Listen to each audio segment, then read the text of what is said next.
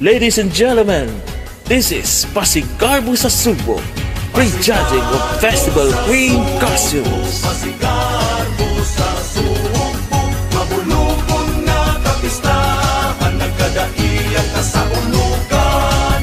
Pasigarbo sa Sugbo, Pasigarbo sa Sugbo, pagsadya kita sa kalambuan.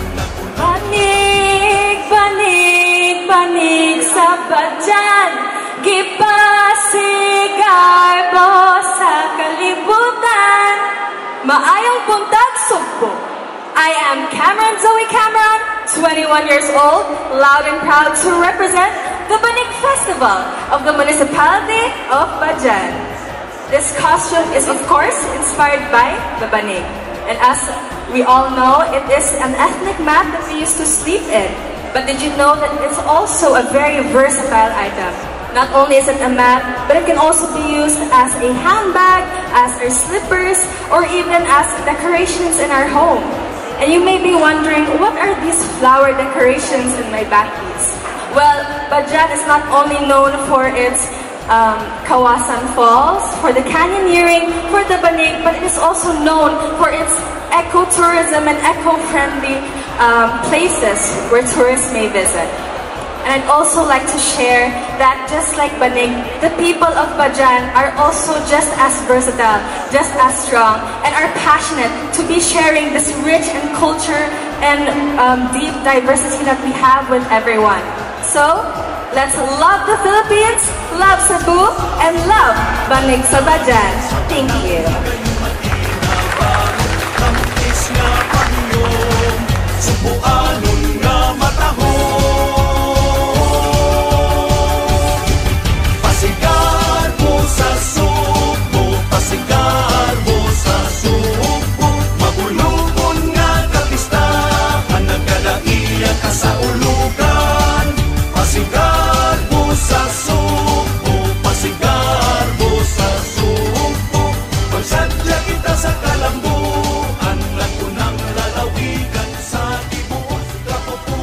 Maayong buntag probinsya sa Sugbo, maayong buntag Subuanon. Ako si Michelle Tauf Obliger, napulog walo ang panuigon, mapasigarbuhong nagrepresentar sa lungsod nga nabantog sa pagsaulog o Kagasangan Festival. Ang gagway sa Paraiso, lungsod sa Bual-Bual. My town is endowed with the beauty and bounty of nature, and it takes its most proud of its underwater paradise, especially our coral reefs, which is considered the jewel and gem of my town. My costume, inspired by our Kagasangan, which is our corals, are beautifully interlaced in our sea water.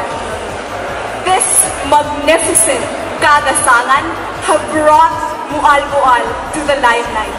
That is why Mualbual is in fact one of the best diving destinations in our country. Our corals, which long existed in the seabed of Mualbual's water, gave life to different sea creatures, such as our sea turtles, and different flora and fauna of our seas. Around and within these corals are different sea creatures, like our sea turtles, playing, roaming, and encircling them. Did you know that our corals are also believed to have caused the abundance of fish catch in my town that helps my local Mualbualanans, especially our fishermen and fish vendors, sustain their livelihood. My costume, with its elaborate design, may look heavy, right? But actually, because of the amazing artistry that brought together light materials, my costume, inspired by the brilliant colors of our marine life, by this, we embody the spirit of a moving coral reef that is a symphony of elegance and comfort. This scenario that my town can offer that amuse people from different places of our world is a glimpse of paradise. Ang dagway sa paraiso, lungsod sa buwal-buwal. Ug ako nagaingon, dayon kamo, magsadya na kita, magkagasangan na ta. Viva San Juan de Pomocena! Viva! Viva! Viva! Pasigarbo sa Sugbo, Pasigarbo sa Sugbo, magulupon nga kapistahan, nagkadaiyak ka sa ulugan. Pasigarbo sa Sugbo, Pasigarbo sa Sugbo, magsadya kita sa kalambuan, ng unang lalawigan sa tibuok kabubuan. Panumod or tumod is the Lord is the celebration in our towns, bountiful agricultural roots and livestock, which is the largest livestock market in whole Visayan region. And my costume is inspired by a rooster. Rooster is one of the closest animal of the Barilinos, and of course this gives a lot of successful stories of Barilinos. Maayong buntag ng kayausang Sugboanon. My name is Mary Desiree Balisno Kausin, 20 years old, a proud LGBTQ community member, and an out lesbian. Go. And I am an out lesbian. Proudly representing the productive municipality of Barili. Barili, beauty and beyond. Viva Señora Santa Ana! Pasigarbo sa Sugbo, Pasigarbo sa Sugbo, magulupon nga kapistahan, nagkadaiyak ka sa ulugan. Pasigarbo sa Sugbo, Pasigarbo sa Sugbo, magsadya kita sa kalambuan, ng unang lalawigan sa tibuok kabubuan. Sugbo, bahandin sa katauhan. Mga Sugboanon matinagdanon, sa tanang higayon matinabangon, tamis nga pahiyom, Sugboanon nga matahom. Maayong buntag. Heidi Bayan Sarka Oga, the Torta Festival of Municipality of Argao. Bahanding Argawan, bringing one Cebu Expo to Pasigarbo sa Sugbo. This white ensemble is a representation of the mountain goddess Maria Cacao of Mount Lantoy, Argao, Cebu. Her purity gave life to the idea of being a dalagang bukid. Pure in heart and soul, which has been looked up by many Argawanan women until today. The lost art of Lagang. Lagang is a decorative artifact originated in Argao during the Spanish period, made of capiz shells found in a well of casa or residences. This is in support of Argao's mission to relieve this lost art and see it as a promising industry. Hablon or hinablon. It is a product made in a traditional process of weaving known in the town of Argao. This showcases the creativity, love for arts, and hard work among Argaoans, which the Hablon products is recognized not only in Cebu, but also in the entire Filipino weaving throughout the international boundaries.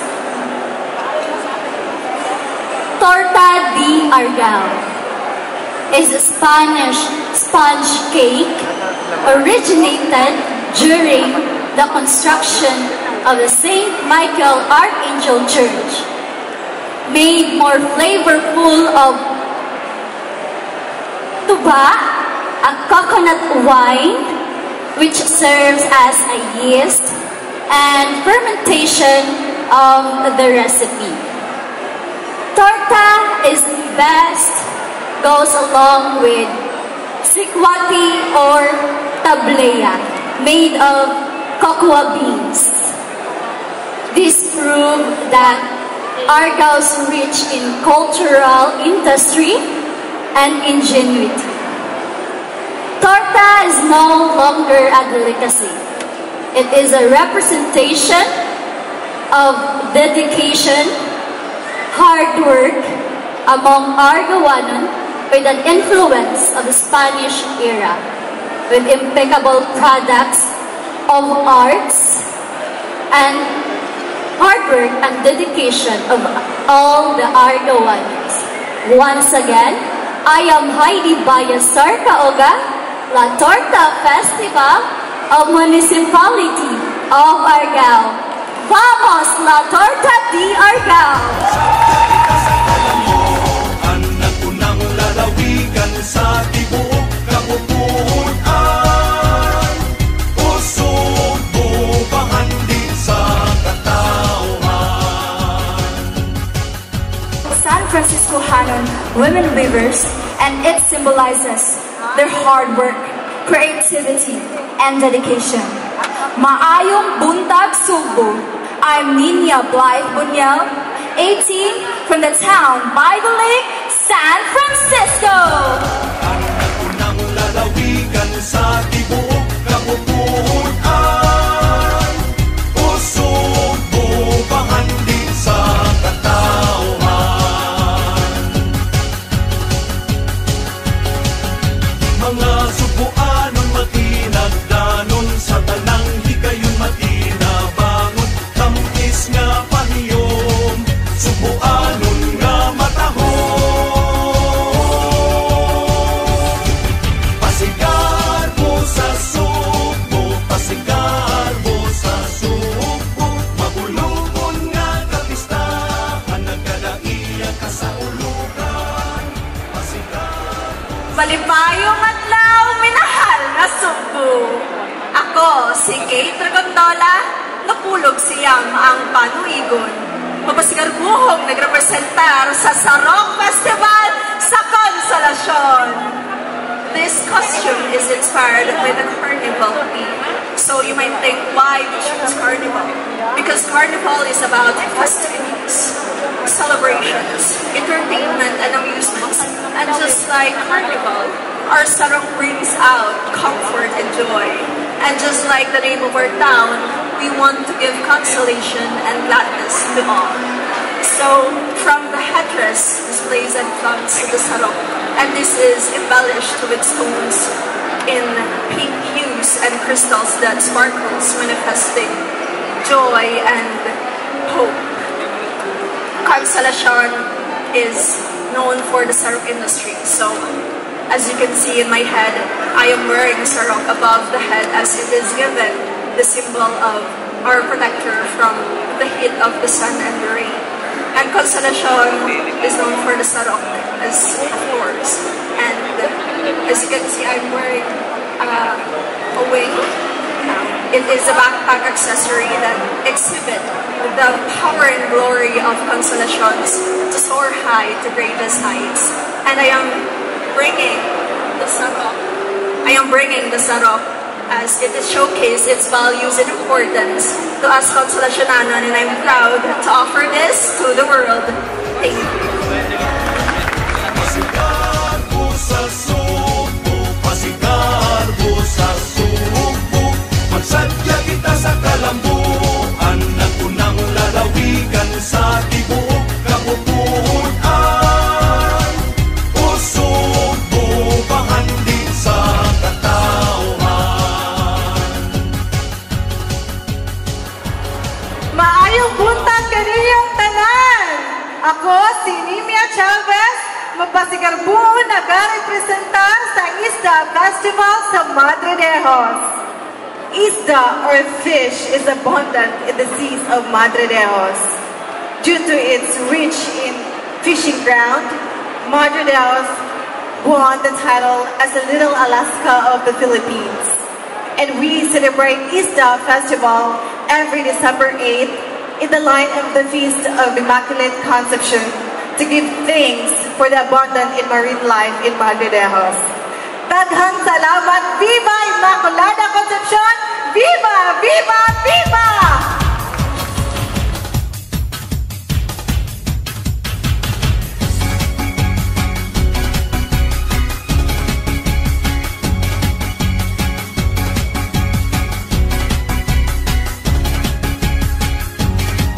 Pasigarbo sa Sugbo, Pasigarbo sa Sugbo, mabulubon nga kapistahan, nagkadaiyan ka sa ulugan. Kasagikan sa kahitasan, ang matahong ngalagyahan, ang maputing kabaybayunan, o pati nga kadagatan, ubay sa huna sa hangin, akaanin ng pabilin, ang hayag sa kalangitan, naghatag kahayag sa tanan. Nagkan sa bahati o kiyatas ng labihan sa Sugbo, kini si Criselyn Taglo, ng pulo o gulo ang panawigon, mapasigarbuhog nag-representar sa lungsod sa San Remigio ng Labihan Festival. Viva San Juan de Pomoceno of Viva San Remigio! Labihan literally describes the unique feature of San Remigio.